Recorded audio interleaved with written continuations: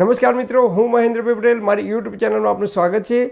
આજનો ટોપિક છે મિત્રો કે જો તમે છાશની અંદર મીઠું ભભરાવીને એટલે કે તમે છાશની અંદર મીઠું નાખીને ખાતા હોય તો સાવધાન, કારણ કે છાશની અંદર મીઠું નાખીને ખાવાથી અનેક પ્રકારની બીમારીઓ આપણા શરીરમાં થઈ શકે છે। કેવી રીતે? તો છાશની અંદર તમે જીરું નાખી શકો છો, પરંતુ કાચું મીઠું ક્યારેય નાખવું નહીં। કેમ?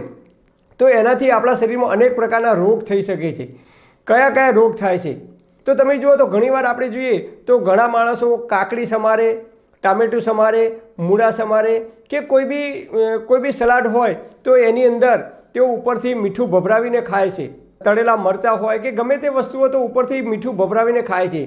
તો આપણે જે મીઠું ઉપરથી ભભરાવીને ખાઈએ છીએ, ઉપરથી નાખીને જે મીઠું ખાઈએ છીએ એ કાચું મીઠું છે, અને એ મીઠાને સફેદ કરવા માટે, દાણેદાર કરવા માટે એની અંદર કેમિકલનો ઉપયોગ કરવામાં આવે છે, અને એ કાચું મીઠું આપણા શરીરની અંદર જાય છે ત્યારે એનું પાચન થતું નથી, અને એના કારણે લાંબા ગાળે વધુ પડતું મીઠું ખાવાને કારણે સ્કિન પ્રોબ્લેમ એટલે કે ચામડીના રોગો થવાની પૂરેપૂરી શક્યતાઓ રહેલી છે। ઘણા લોકોને વધારે પડતું મીઠું ખાવાને કારણે શરીર ફૂલી જાય છે। ઘણીવાર આપણે જોઈએ તો ઘણા લોકો કહે છે કે ભાઈ હું તો 3 રોટલી જ ખાઉં છું, 4 જ રોટલી ખાઉં છું, મારો ખોરાક થોડોક જ છે, છતાં એમનું શરીર ફૂલી જાય છે। ઘણા લોકોને વધારે પડતું મીઠું ખાવાને કારણે થાઇરોઇડની પ્રોબ્લેમ થવાની પૂરેપૂરી શક્યતાઓ રહેલી છે। અને હા, વધારે પડતું કાચું મીઠું ખાવાને કારણે શરીરમાં કોડ નીકળવાની પૂરેપૂરી શક્યતાઓ છે લાંબા ગાળે। જે લોકોને કોડ નીકળ્યા હોય શરીરમાં એ લોકો અનેક પ્રકારની દવાઓ કરાવે છે, છતાં કોડ મળતા નથી।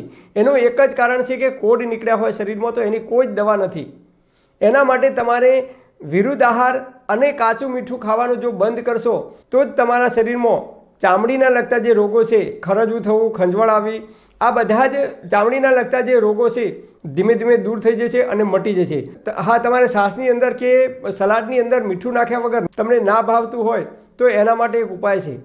તમારે એક વાટકીની અંદર થોડુંક મીઠું લેવાનું અને પછી 2 ચમચી જેટલું પાણી નાખવાનું, અને પછી એને ગેસ ઉપર ગરમ કરવાનું। પછી એ મીઠું ચડી જાય એટલે કે ગરમ થઈ જાય પછી એ મીઠાને તમે છાશની અંદર કે કાકડી કે સલાડની અંદર નાખી અને તમે ઉપયોગ કરી શકો છો। પરંતુ કાચું મીઠું સીધું જો તમે ઉપરથી ભભરાવીને ખાશો તો લાંબા ગાળે વધુ પડતું મીઠું કાચું ખાવાને કારણે આપણા શરીરમાં ચામડીને લગતા રોગો થવાની પૂરેપૂરી શક્યતાઓ રહેલી છે। એટલે મહેરબાની કરીને મારી આ વિડીયોના માધ્યમથી આપ સર્વેને નમ્ર વિનંતી છે, 2 હાથ જોડીને પ્રાર્થના છે કે જો તમે આ રીતે વધારે પડતું મીઠું ઉપરથી ભભરાવીને ખાતા હોય તો ઓછું કરી દેજો અથવા બંધ કરી દેજો, કારણ કે એનાથી લાંબા ગાળે આપણને નુકસાન થવાની પૂરેપૂરી શક્યતાઓ રહેલી છે। પરમપિતા પરમાત્મા આપ સર્વેને નિરોગી અને તંદુરસ્ત રાખે એવી હૃદયપૂર્વક મારી પ્રાર્થના। Thanks for watching my video. Thank you.